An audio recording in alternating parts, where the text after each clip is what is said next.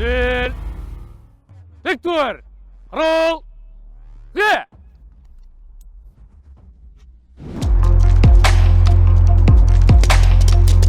Бұл сарбаздар қарулы күштердің бет-келбеті жоғары дәрежедегі түрлі мерекелік шараларға жұмылдырылып, плацта немесе сахнада өз өнерлерін көрсетеді. Қазақ әскерінің бетке ұстар сымдай тартылған сымбатты әскери қызметшілер ғана іріктеліп алынатын бірегей рота.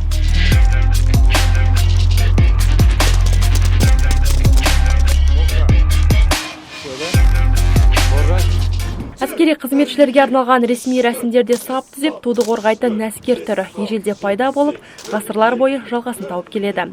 Ал елімізде тәуелсіздік алған жылдардан бастап құрмет қараулы ротасы өз жұмысын бастады. Қарулы күштер ауқымындағы құрмет қараулы ротасы Астана қаласындағы ерекше мақсаттағы бригада құрамында бар. Одан бөлек гарнизондарда әскерилер взвод көлемінде қызмет атқарады. Біздің ротаның басты мақсаты Қазақстан Республикасының қорғаныс министрін және де басқа мемлекеттердің қорғаныс министрлерін салтанатты түрде күтіп алу болып табылады. Және де Қазақстан Республикасының қарулы күштеріндегі болатын іс-шараларды маңызды және жауапкершілікпен атқарып шығу біздің жұмысымыз. Біздің жұмыста қателік жасауға рұқсат етілмейді және қателік жасамауға тырысамыз.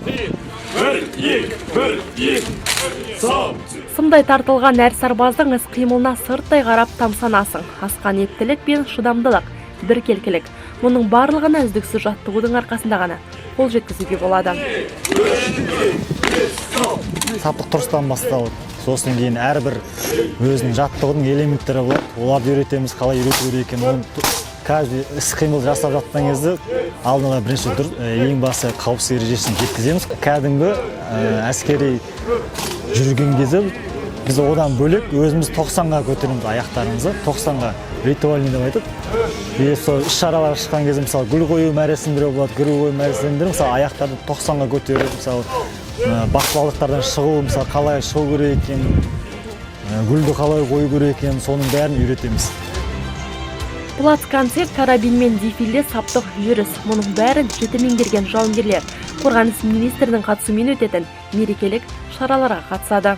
Салтанатты жиындарда сап түзейтін сарбаздардың мүсінін мінсіз қызметі қалтқысыз болу үшін әуелі көп жаттығуды, төзімді, шыдамдылықты қажет етеді. Төзімділік дейтініміз жыл маусымның қай мезгілі болса да, сырт елден келген лауазымды қонақтарды қарсы алып, шығарып салуға міндетті. Сондықтан қарулы күштердің бет келбеті болғаннан кейін барлығы мұнтаздай болуы керек. Қазіргі таңда жақындаған алған ерекше әскери құрама үлгісі осы бізде. Бұл қарапайым қатардағы сарбаздар мен сержанттар қауым үшін арнап тігілген. Бұның ерекшелігі бұлна жерде оюлы орнамент, одан бөлек погон үлгісінің жаңа болуы, сонымен қатар түрлі мынандай маталарымен тігіліп жабдықталған. Одан бөлек бұны әрбір әскери қызметшінің бойына, салмағына, дене тұрысына байланысты ерекшелеп тігілген. Әрбір сарбаздың өзіне жеке-жеке тігілген, соны ерекше атап өтуге болады.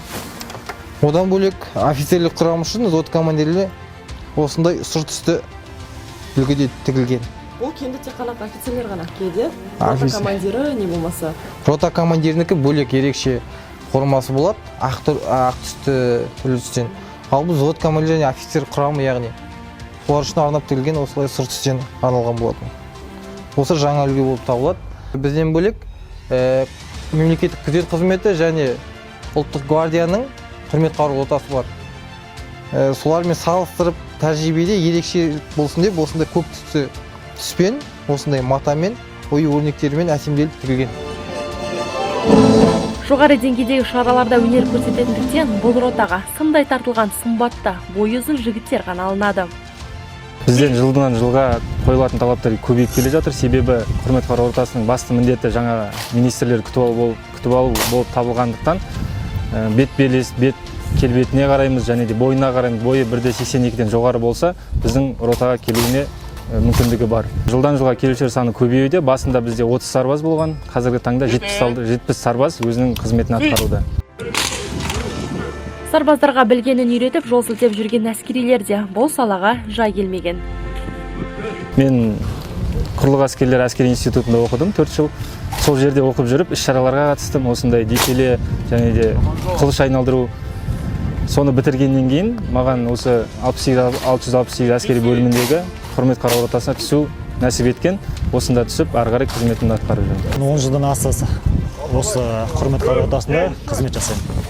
Осында әскери қызметте шақырдыңыз? Иә, осында мен өзім сарбаз болдым құрмет қарауыл ротасында. 2012 жылғы сарбазбын. 2012-де сарбаздан келісімшарт бойынша әскери қызметте жұмысқа қалдым осында. Бөлімше командирі болдым, взвод сержантымын қазір. Сол дәреже жұмыс атқарып келе жатырмын. Қазақстан Республикасы Қорғаныс министрлігінің құрмет қарауыл ротасы таңдаулы бөлімше, әрі қарулы күштердің маңдайалды мақтанышы.